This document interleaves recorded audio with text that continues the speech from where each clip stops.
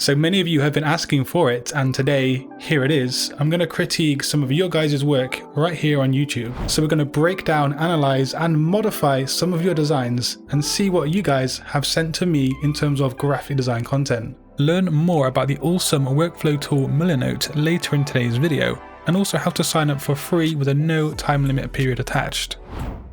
This first design is a logo, and it was sent to me by Mumu. And sorry if I'm butchering your name. But this logo was geared towards a real estate agency, so we're thinking along the lines of strength, professionalism, and security. These are the kind of things you want to think about when concerning the shape psychology, the style, the font, and so forth. But let's work through this together and see how things pan out. What can you see that might need changing in this design? So some of the things that I actually do like about this logo are the concept, and also then how the logo type is stacked below. The designer has focused on utilizing contrast in both the kerning and the size of the two lines of the logo type, which is a really great thing to be doing. But yeah, when you have two lines of logo type, it is always a great idea to add in some kind of contrast or hierarchy, as this balances the logo pretty easily. But yeah, the designer has made a great start with this concept, and also the design itself. However, my main issue is the logo symbol. If we take a closer look, we can see that the symbol is not connected fully because there's a little gap in the lower apex spike. And also that tiny detail here, which appears to be a window, is not centered. But I personally would remove the window altogether. Always try and lose unnecessary details or elements of your design. Just keep trying to refine and simplify, and try to imagine your logo being scaled down to a really small size. So after tidying up the logo, it's now all one shade of black, and I've removed that minor detail that really shouldn't have been there in the first place. However, we can go further than that, because let's bring in some logo type, and for this design I feel like a serif font might work for the main logo type, because that kind of style relates back to a more serious and more professional nature. And we can make the logo mark a little bit more robust by not having the round corners. Angled straight lines represent strength and safety, and that's possibly something you might want to communicate for a real estate business. These are just some suggestions, and it's not me redesigning this logo, but it was a great start by the designer and is heading in the positive direction, and the concept was good. But next up we have another logo design for a sushi restaurant by Sava. But yeah, most of the additions in today's video are in fact logo designs, but if you do want to see other kind of graphic design content on this critique style video, just let me know with a comment down below. What has the designer done correctly in my opinion and your opinion? Well, the color palette works really well for this kind of logo design and something based around sushi. The concept is also really amazing. The fact they have incorporated sushi and a planet into one logo is pretty clever. However, the first issue I see is a technical one, and that is the main logo type. The designer has made sure to align the text centrally, as we can see here. However, the fact the last letter is a T brings a problem into the mix. It means that the entire line of text doesn't look aligned, even though technically it is. And that's because the T has an extended part stretching out from the end.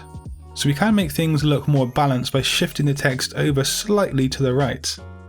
So the left design is the original, and the one on the right is a minor adjustment. So just because text is technically aligned, it doesn't mean that it's visually appealing or visually aligned. So I've gone ahead and changed the logo type, as I felt the font in the original was a little bit too playful and it didn't do the design justice.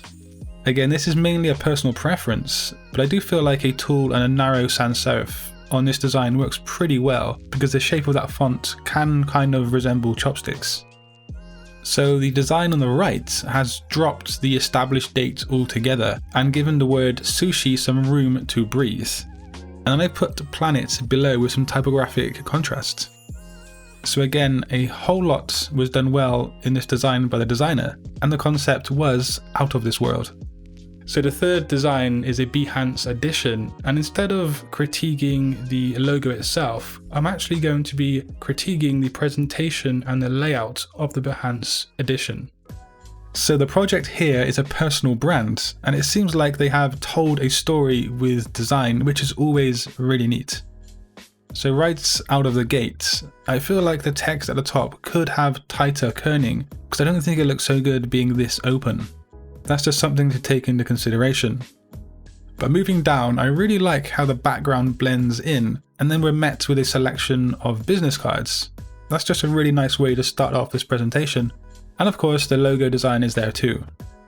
Notice how the designer has continued with the color theme and will do throughout the entire project. That's something I really talk about on my channel when making a presentation to showcase your designs, and it's very, very essential in this kind of environment. One thing though is that some of the imagery on this kind of presentation is slightly blurry, not by a whole lot, but it's just a minor nag that I personally have. I like how he has broken each segment up with a new background, and that makes things flow really smoothly while scrolling down the page. It's also a really good idea to show your working and the process that you've gone through to get to your final design choice. This shows professionalism, and it often sets apart more competent designers as opposed to those who are more amateur and novice.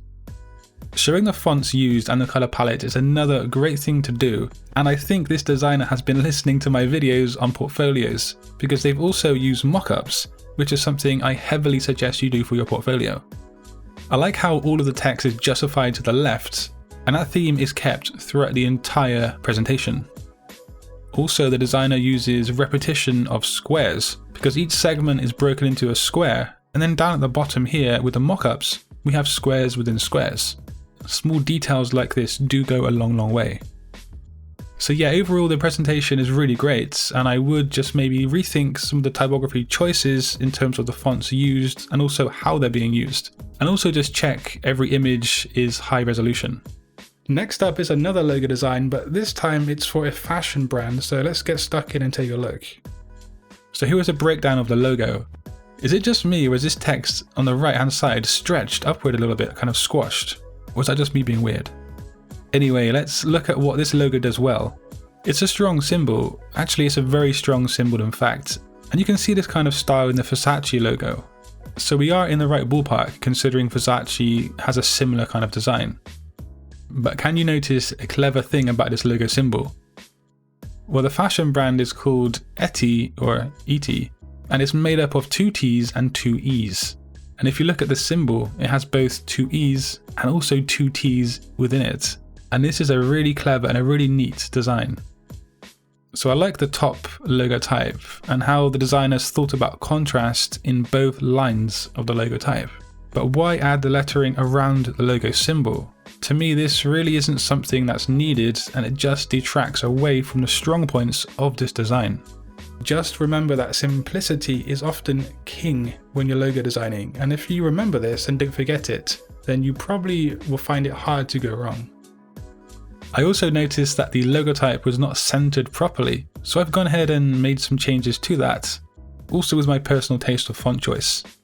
And lastly, if we must go with a serif font for the secondary logo type, I feel like a more sophisticated and clean serif font is going to work better, as seen here. The original looked too playful in my personal opinion, but yeah, overall it's a very great design once again, with just a few changes needed from my personal perspective. So today's video is sponsored by Milanote. Now I've been a firm advocate of Milanote for 3 years, and if you've been subscribed to my channel for a while, you will know that Milanote is a bit different to traditional software. Now it's more like working on the wall, so to speak, in a creative studio. It allows you to map out your projects, collect all of your ideas and inspiration in one convenient place, and it also allows you to collaborate with your colleagues or your clients in real time. So I've been using Milanote for the past 3 years to keep my creative projects organized, and this awesome tool is available for free with no time limit. So if you haven't done already, sign up for free using the link in the description box below and start to streamline your graphic design workflow today. So that was a video on critiquing your guys' work here at Satori Graphics on YouTube. But do let me know if you enjoyed this video and if you want to see more content like today's upload. I want to make videos that are useful and relatable to you on the other end of that computer screen or phone. So do let me know what you want to see here on this channel. And of course, until next time guys, design your future today. Peace.